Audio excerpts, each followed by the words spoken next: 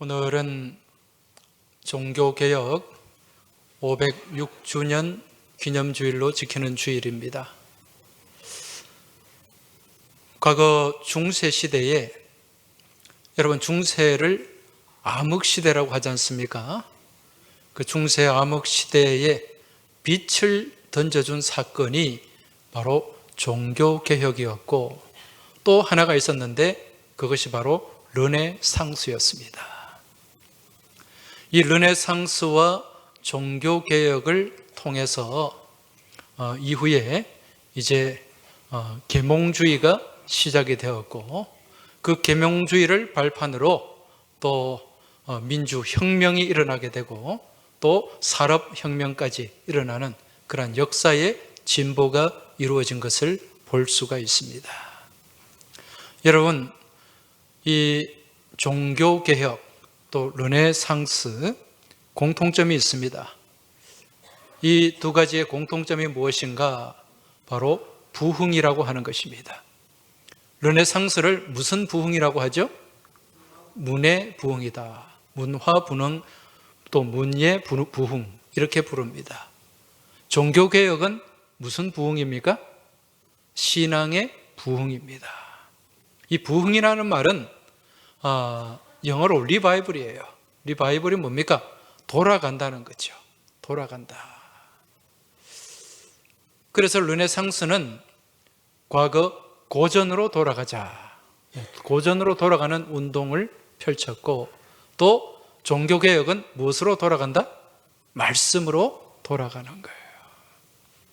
우리가 말씀으로 돌아갈 때 말씀이 본질이 되고 말씀 중심의 신앙이 될 때 우리 믿음의 모습이 날마다 새로워지고 변화되는 그러한 은혜의 역사가 나타나게 될 줄 믿습니다.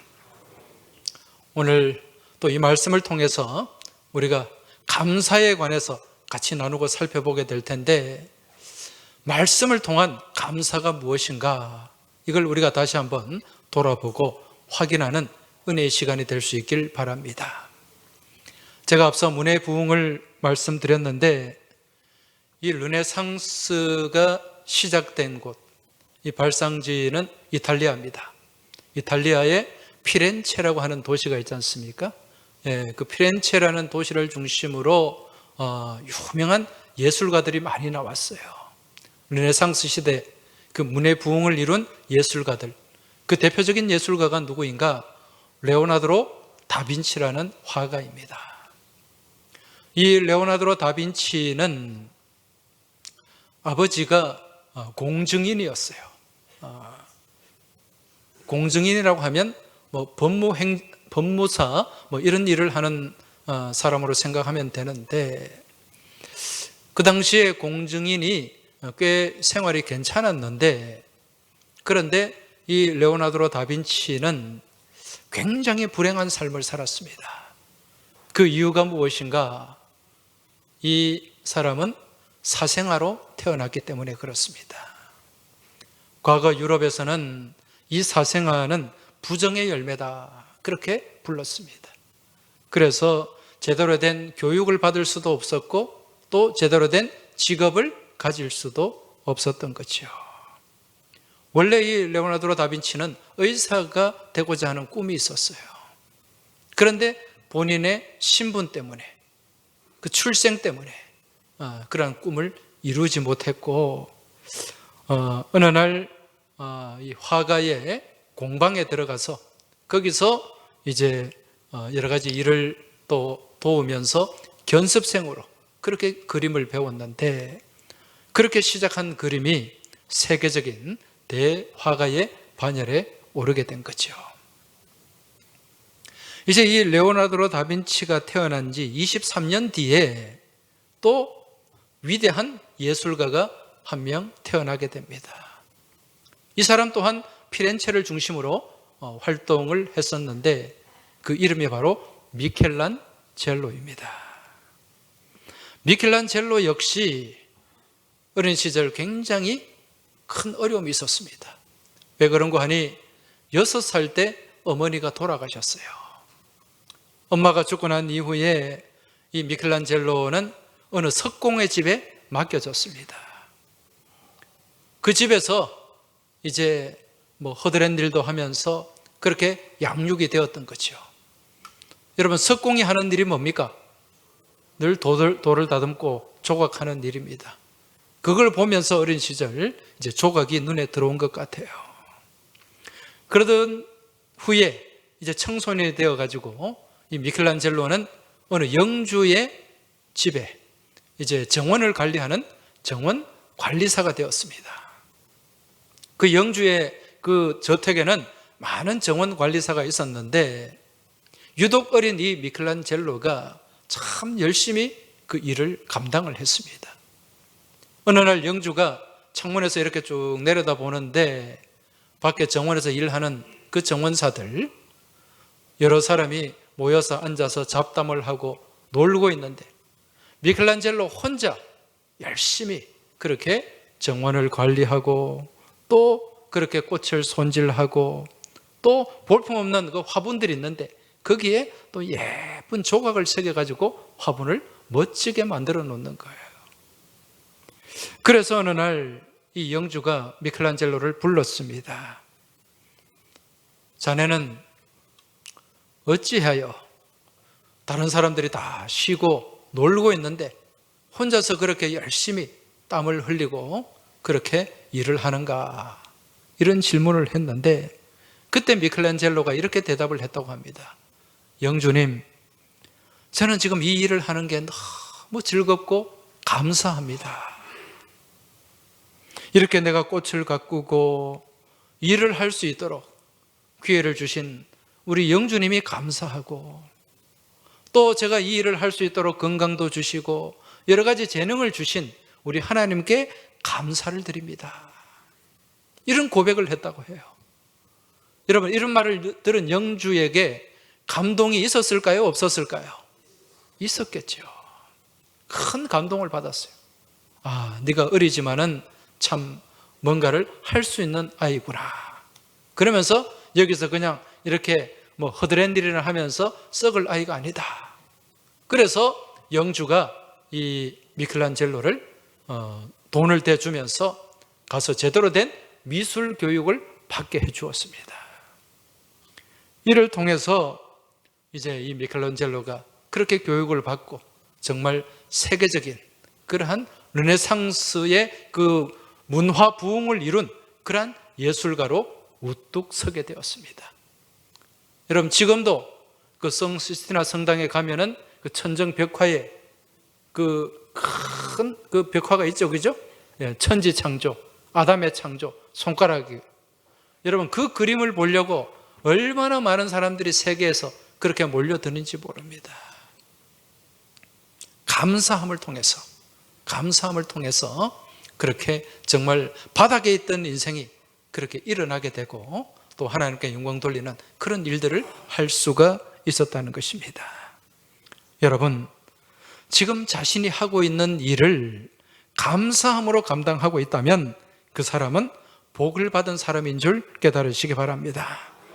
그리고 힘들어도 어려워도 그 일을 감사함으로 감당하며 그렇게 나아갈 때 하나님은 그 모습을 통해서 그 감사의 고백을 통해서 더 큰 은혜의 문을 열어주시고 감사의 문, 축복의 문을 열어주시는 줄 믿으시기 바랍니다. 그래서 지금 여러분이 무엇을 하든지 어떤 일을 하든지 모든 일을 감사함으로 감당할 수 있길 바랍니다. 공부하는 학생들은 감사함으로 학업을 감당할 때 하나님의 그 감사 가운데 또 지혜도 주시고 은혜도 주시고 또 직장생활 하는 분들은 감사함으로 그 일을 감당하며 나아갈 때 또 더 큰 그러한 복된 자리로 이끌어 주시고 인도해 주실 줄 믿습니다. 가정의 일도 감사함으로, 교회 일도 감사함으로 감당할 수 있길 바랍니다. 그리야 할 때 하나님이 더 큰 은혜의 문을 우리에게 열어주신다는 것입니다. 이러한 감사가 충만한 복된 믿음의 삶이 될 수 있길 주의 이름으로 축복합니다. 오늘 우리가 읽은 시편의 말씀은요, 이 감사의 시편이에요. 이 말씀을 기록한 이 시편의 기자는 아삽이라고 하는 인물인데, 이 아삽은 솔로몬 시대에 찬양을 담당하는 이 찬양대를 지휘하는 지휘자 겸 대장이었습니다. 그래서 이 찬양대 지휘도 하면서 또 악기도 연주했는데 이 아삽이 연주한 악기가 재금이라는 악기예요. 이 재금은 오늘날 쨍 하는 심벌주, 그런 악기라고 생각을 하시면 됩니다. 그런데 이 아삽이요, 시편에 여러 말씀을 기록을 했는데 모두 12편을 기록하게 됩니다. 그 중에 한 편이 오늘 시편 50편이에요. 이 아삽은 성전에서 또 예배하며 또 제사하며 그렇게 하나님께 영광 돌리는 모습이 어떤 모습인가, 이걸 분명히 알고 깨닫고 있었어요. 그러면서 고백하는 말씀이 오늘 말씀 마지막 절입니다. 23절, 감사로 제사를 드리는 자가 나를 영화롭게 하나니 그의 행위를 옳게 하는 자에게 내가 하나님의 구원을 보이리라. 할렐루야. 지금 아삽이 찬양대 대장으로서, 지휘자로서 하나님 앞에 예배하고 찬양하는 일에 앞장서면서 깊이 깨닫고 깨달은 것이 하나님 앞에 제사를 드리는데 그 제사가 바로 감사의 제사라야 한다. 그 감사의 제사, 하나님 앞에 감사하며 제사 드리고 예배 드릴 때 그 감사가 하나님을 영화롭게 한다는 거예요. 여러분, 이 영화롭다, 영화라는 말이 무슨 뜻입니까? 이 한자로 살펴보면 이 영자가 영화로울 영자죠. 그리고 화자는 빛날 화자입니다. 찬란할 화자입니다. 그래서 이 영화롭다는 말은 빛나고 찬란하다, 그런 의미가 여기에 담겨 있죠. 그런데 본래 이 말이 기록된 히브리어에 보면 이 말이 카보드라는 말로 기록이 되어 있습니다. 이 카보드라는 말은요, 무겁다는 뜻이에요. 무겁다. 여러분, 우리 신체의 장기 가운데 가장 무거운 장기가 뭡니까? 간이죠. 간이 가장 무겁다 그래요. 이 카보드라는 말이 간이라는 뜻이 담겨 있어요. 여러분, 신체의 장기 중에 또 가장 중요한 장기, 다 중요하겠습니다만은 그 중에 정말 중요한 장기가 간이라는 장기입니다. 그래서 이 카보드라는 말에는 명예, 존귀, 권위, 이런 뜻이 여기에 담겨 있어요.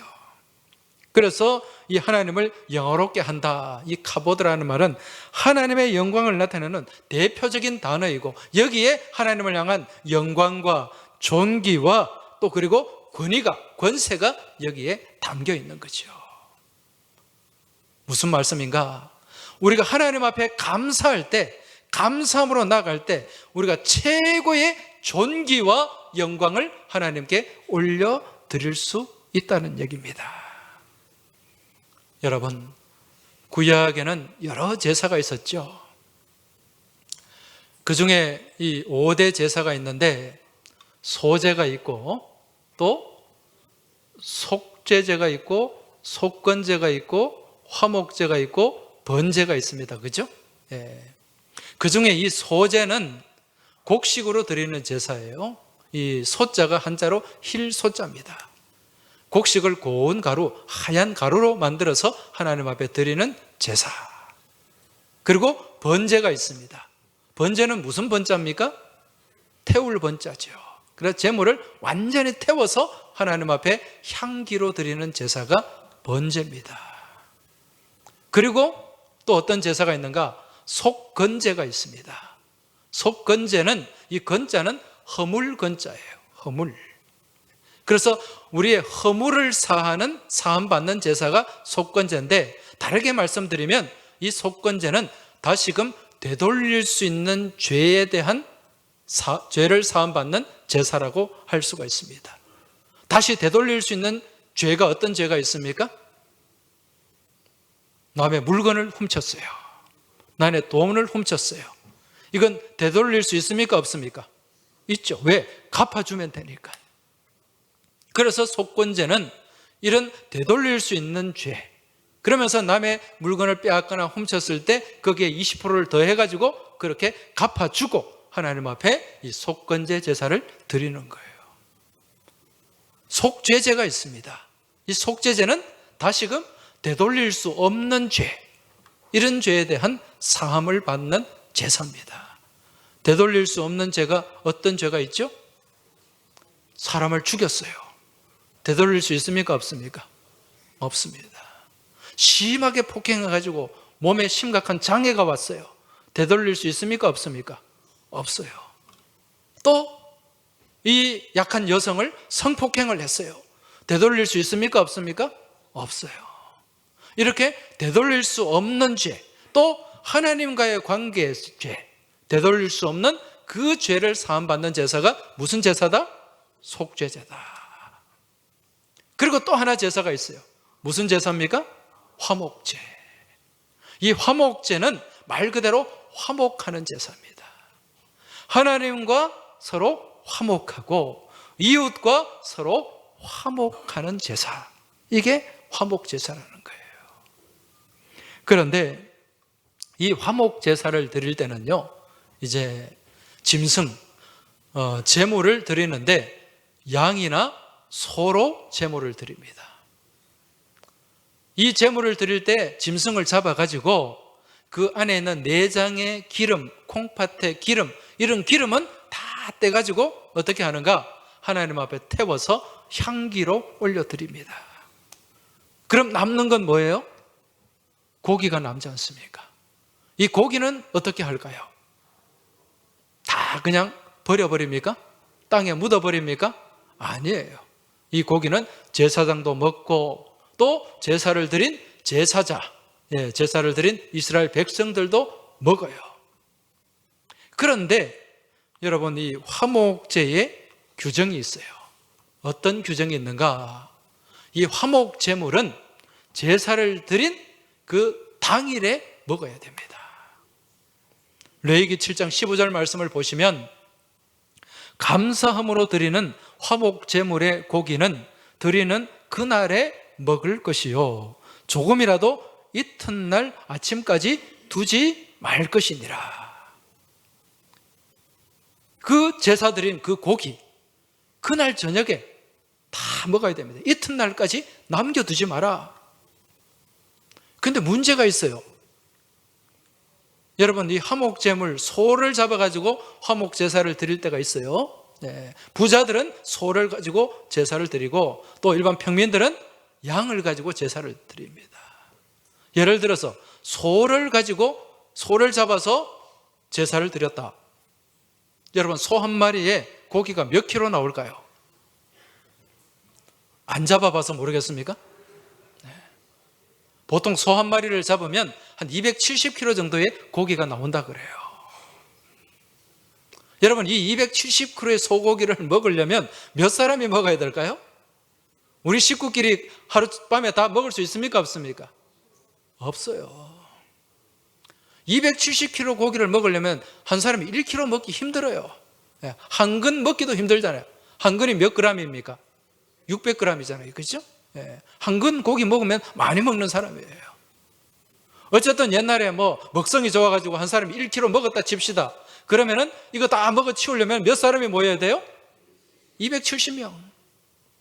근데 그 당시에 여러분, 옛날에 고대 사회에 한 동네에 그렇게 많은 사람들이 있었는가? 그렇지 않아요. 그러려면 이 고기를 이날 저녁에 이 화목제 규례대로 다 먹으려면 어떻게 해야 됩니까? 온 동네 사람 다 불러야죠. 또 모자라면 어디까지 불러야 돼요? 저 옆 동네까지 불러야 돼요.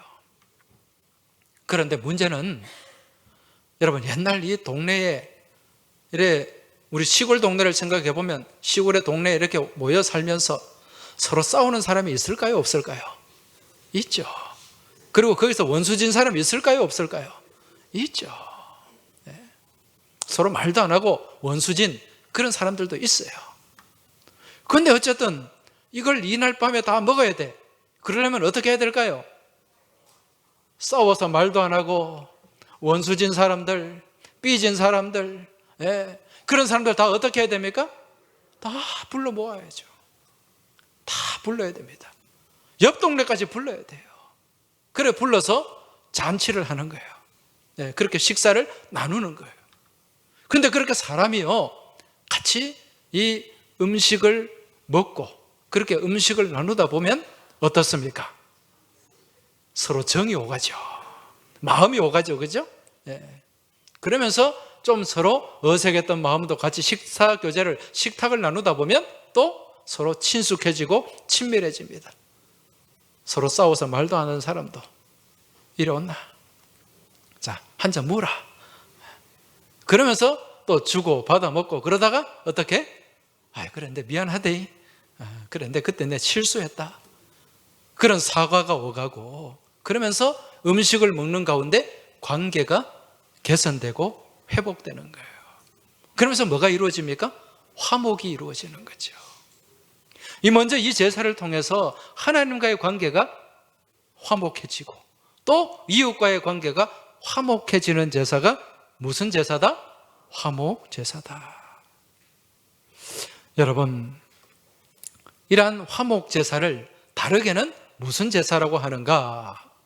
오늘 말씀에 보니까 감사함으로 드리는 화목 제물이라 그랬어요. 그래서 이 화목제는 무슨 제사다? 감사 제사다. 하나님 앞에 감사로 나아가는 제사예요. 여러분, 이스라엘 백성들은 절기 때마다 하나님 앞에 이러한 감사의 제단을 쌓습니다. 이스라엘의 대표적인 절기가 뭐가 있죠? 유월절이 있습니다. 오순절이 있습니다. 초막절이 있어요. 여러분, 이 절기들은 다 공통점이 뭘까요? 감사하는 절기예요. 유월절은 이스라엘 백성들이 430년 동안 애굽에서 노예 생활하고 해방시켜 주신 그 하나님의 은혜에 감사하는 거예요. 오순절은 보리 추수를 하고 하나님 앞에 감사하는 거예요. 장막절은, 초막절은 또 광야 가운데 지켜주시고 함께 해주신 하나님께 감사하고 또 가을 추수를 해서 하나님 앞에 감사하는 절기예요. 이 절기의 공통점이 다 감사에 초점이 맞추어져 있다는 거죠. 그런데 여러분, 이스라엘 백성들이 감사할 때 또 하나님 앞에 그렇게 감사의 제사를 드리고 모든 제사를 드릴 때 반드시 필요한 게 있습니다. 그게 뭡니까? 제물이에요. 하나님 앞에 제물을 준비해야 돼요. 그래야 온전한 제사를 드릴 수가 있습니다. 여러분, 속죄제를 말씀드렸는데 속죄제는 어떤 제물을 하나님 앞에 드릴까요? 소를 잡아가지고 제물도 드리고 양을 잡아서 어린 양을 잡아서 제물도 드립니다. 그죠? 그리고 또 어떤 제물이 있어요? 비둘기 새끼. 그래서 형편이 좀 넉넉하고 부자들은 소로 제물을 드리고 또 일반적인 평민들은 양으로 제물을 드리고 정말 가난한 사람들은 무엇을 잡아서? 비둘기를 잡아서 비둘기 2마리. 왜? 이 속죄제는 누구나 제사함을 받아야 되기 때문에 물질이 없다고 해서 이 제사 못 드리면 안 되잖아요. 그래서 가난하고 어려운 사람들을 위해서 열어놓은 그 창구가 바로 비둘기 새끼라는 거예요. 그런데 감사 제사는 어떤 제물을 드릴까요? 비둘기 새끼가 있을까요? 없을까요? 없습니다. 이 감사 제사, 화목 제사는 비둘기 새끼가 없어요. 무엇으로 제사를 드립니까? 양으로, 소로. 부자들은 소로 제물을 드리고 또 일반 평민들은 양으로 제물을 드리는 거예요. 왜? 이 화목제는 서로 나누어야 하기 때문에. 비둘기 새끼 가지고 뭘 나눌 수 있겠어요? 그리고 또 이 감사 제사는 무슨 제사인가? 하나님 앞에 축복을 받는 제사이기 때문에 구원에 관한 제사가 아니고 감사 제사는 축복에 관한 제사예요. 그래서 하나님께서 넉넉하게 제물을 드려라. 그리고 그 제물을 통해서 우리의 무엇을 보길 원하신다? 마음의 중심과 믿음의 중심을 보길 원하신다는 거예요. 여러분, 이러한 화목 제사, 감사 제사가 오늘날로 치면은 무슨 절기일까요? 감사절이죠. 추수감사절, 맥추감사절입니다. 여러분, 다음 주일이면 우리가 감사주의를 지키게 돼요. 이러한 감사주의를 내가 어떻게 지키는가, 어떻게 지켜왔는가 한번 깊이 생각해 보시기 바랍니다. 그저 해마다 다가오는 연례 행사로 그냥 감사주의를 지키지 않았는가? 여러분, 감사의 제사는 그 안에 온전한 감사가 들어가야 됩니다. 우리의 믿음의 고백이 그 가운데 담겨야 돼요. 그게 하나님을 영화롭게 하는 줄 믿으시기 바랍니다. 여러분, 한 주간 동안 감사의 제목을 살펴보시기 바랍니다. 지난 1년 동안 하나님께 내게 주신 은혜가 무엇인가를 한번 깊이 생각하고 묵상하시기 바랍니다. 그리고 감사 봉투를 다 받으셨을 텐데 아무 생각 없이 그냥 거기에 뭐 감사헌금 한다 그렇게 헌금을 넣어가지고 그렇게 오지 마시기 바랍니다. 이번에 감사 봉투는 좀 달라요. 감사 봉투를 보시면은 앞에 한 해 동안 감사한 일 해서 감사 제목을 적게 되어 있습니다. 여러분 다 한번 적어 보시기 바랍니다. 그냥 나오지 마시고 진정한 감사, 온전한 감사를 담아서 그렇게 나오시기 바랍니다. 그리고 부부가 있으면은 당신이 적어서 내라 그렇게 하지 마시기 바랍니다. 각자 감사의 제목을 다 적으셔서 각자 하나님 앞에 감사하시기 바랍니다. 여러분, 이 예배, 하나님 앞에 제사는 누구와 누구와의 관계입니까? 하나님과 나와의 관계예요. 1대1의 관계입니다, 여러분. 그러한 내게 주신 은혜, 감사 제목을 담아서 하나님 앞에 온전한 감사를 드릴 수 있길 주의 이름으로 축원합니다. 그러한 감사를 드릴 때 하나님의 은혜가 있는 줄 믿으시기 바랍니다. 하나님의 축복이 있는 줄 믿으시기 바랍니다. 감사함으로 그 문에, 은혜의 문에 들어가고 축복의 문에 들어가게 되는 줄 믿습니다. 여러분, 감사하는 그 인생은 하나님 반드시 축복하십니다. 며칠 전에 제가 우리 교단 총회에서 주관하는 치유 세미나를 다녀왔습니다. 우리 총회장님하고 총회 임원들하고 또 여러 좋은 강사들이 서울에서 내려와가지고 며칠 전에 애관교회, 교대 앞에 있는 애관교회에서 이 3개 노회가 연합해서 그렇게 치유 세미나 또 집회를 했는데 이날 오신 강사님들이 참 다 말씀마다 참 큰 은혜가 됐어요. 그런데 그 중에 마지막에 이제 치유 집회를 하는데 저녁에 치유 부흥회를 하는데 그 부흥회 강사가 누구였냐면 우리 교단 현 총회장이신 치유하는 교회 김의식 목사님이셨어요. 이분이 이제 말씀을 전하시는데 그 말씀에 많은 은혜가 되더라고요. 그리고 그 가운데 간증을 하는데 그 간증이 참 저한테 깊이 와닿았습니다. 이분은 자기 고향이 전라도 해남이더라고요. 해남인데 이 아버지 때에 그 해남에 살았는데 그 정말 촌발 충만한 그 동네에서 이 아버지 때에 정말 입에 풀칠할 것도 없었답니다. 진짜 먹고 살 게 없는 그런 집안이었어요. 그런데 이 김의식 목사님 아버지가 이제 그 김의식 목사님 할아버지죠. 할아버지가 이 자녀들을 먹을 것도 없는 집안에 또 그때는 얼마나 또 자식들을 많이 낳았습니까? 금술은 좋아가지고 9이나 낳았대요. 그렇게 낳았는데 제대로 뭐 먹고 그렇게 키울 그게 없잖아요. 그러다 보니까 위에 둘은 또 먼저 어릴 때 세상을 떠나고 이 총회장님 김의식 목사님 아버지가 장남이 됐답니다. 근데 뭐 장남이 되고 뭘 해도 뭐가 있어야지. 땅마직이라도 있고 뭐가 있어야 농사도 짓고 뭘 해야 될 거 아닙니까? 그 소작이 해가지고 농사 지어봤자 뭐 농사 지어서 다 그냥 죽고 나면 남는 게 별로 없는 그런 상황인데 그래서 여기서는 소망이 없겠다 싶어서 그래서 도시로 나왔답니다. 근데 도시로 나온들 뭐가 미천이 있어야죠. 그러니까 이것저것 하는 거 다 안 되는 거예요. 그래서 낭패와 실망 가운데 뭐 이리 흘러가고 저리 흘러가고 그렇게 가다 보니까 전라남도 무안군, 그 무안군 무안읍에 이제 도달하게 되었답니다. 그렇게 힘이 없고 지쳐가지고 그렇게 절망 가운데 있는데 이렇게 밤에 탁 보니까 십자가가 보이더래요. 그 집은 원래 하나님은 전혀 모르고 그냥 정한수 떠놓고 비나이다 비나이다 하는 그런 집안이었는데 십자가가 탁 보이는데 그게 교회 십자가가 아니고 병원 십자가였대요.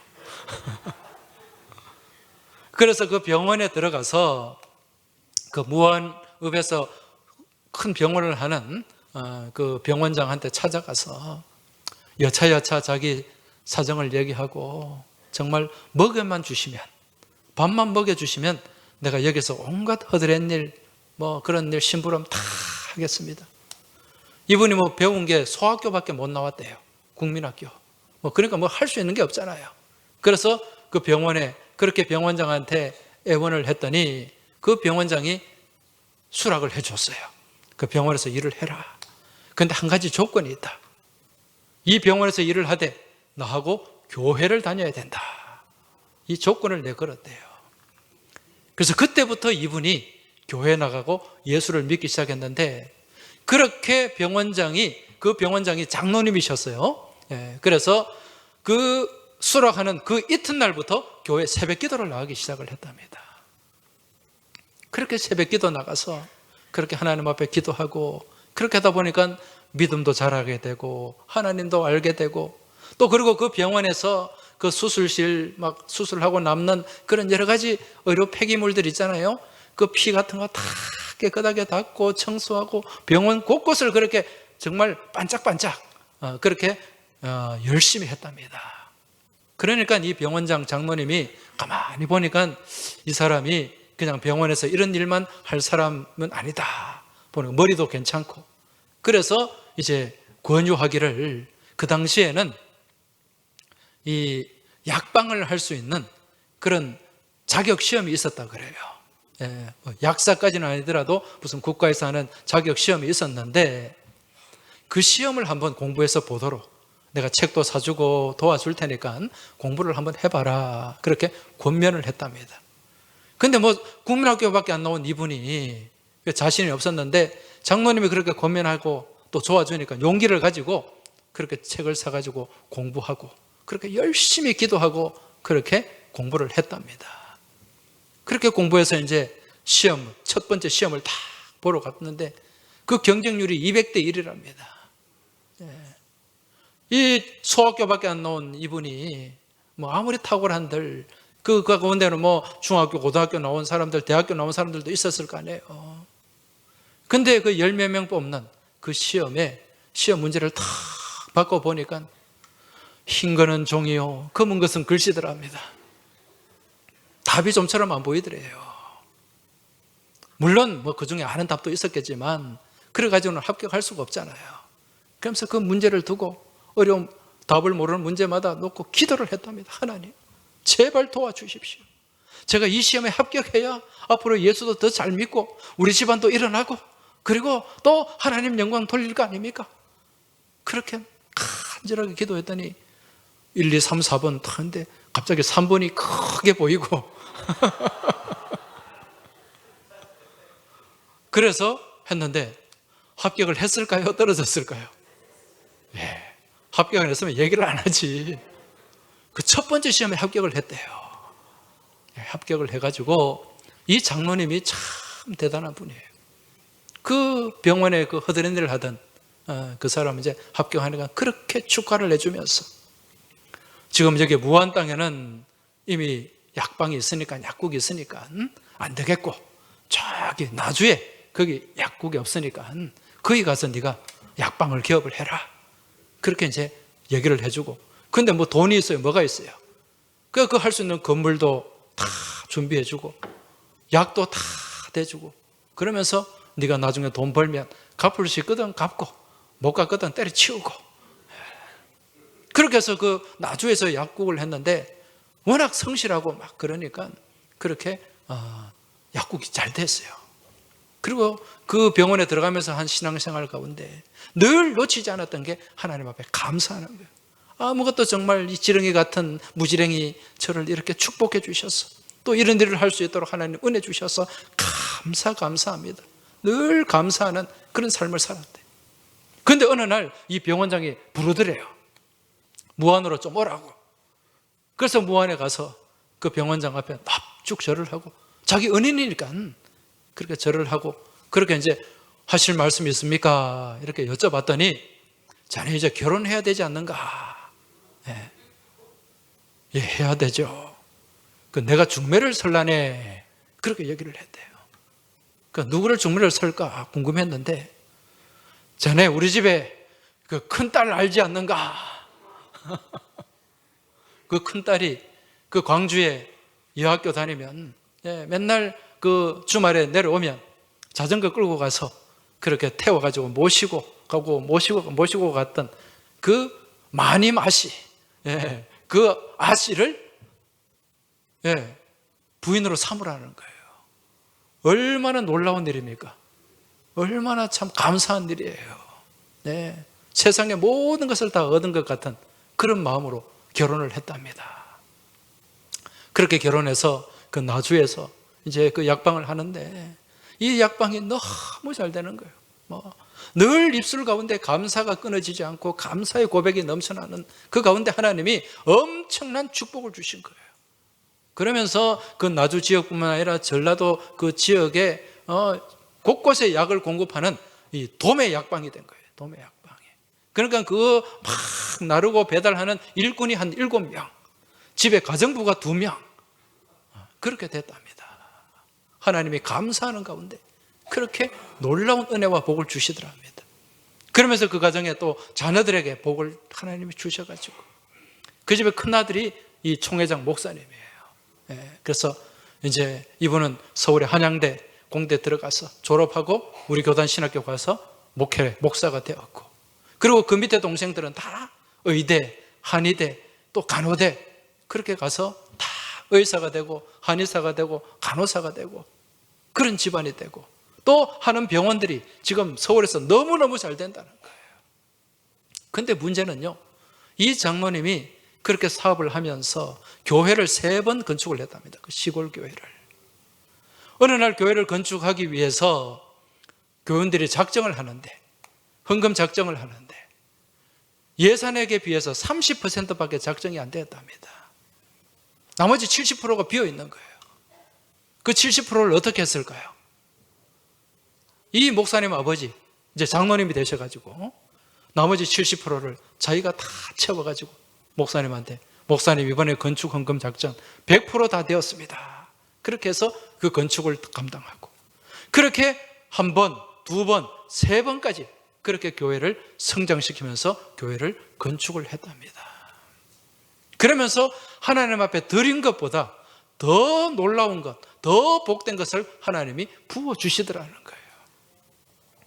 나중에 이 아버님이 이제 돌아가신 지가 한 10년 정도 됐는데, 10년 전에 이 아버님 장로님이 돌아가시고 난 뒤에 이제 유품을 정리하고 이제 통장을 한번 이렇게, 아버지 통장에 그래도 그 건물도 있고 또 모아놓은 재산도 있고 했으니까 수억이 들었겠지, 그렇게 생각하고 통장을 정리해 봤더니 돈이 2천만 원도 안 남아있더래요. 근데 그냥 생각을 해도 아마 수십억 원 되는데 그게 다 어디 갔나 어머니한테 여쭤봤더니 아버지가 교회 감사헌금으로 다 바쳤다는 거예요.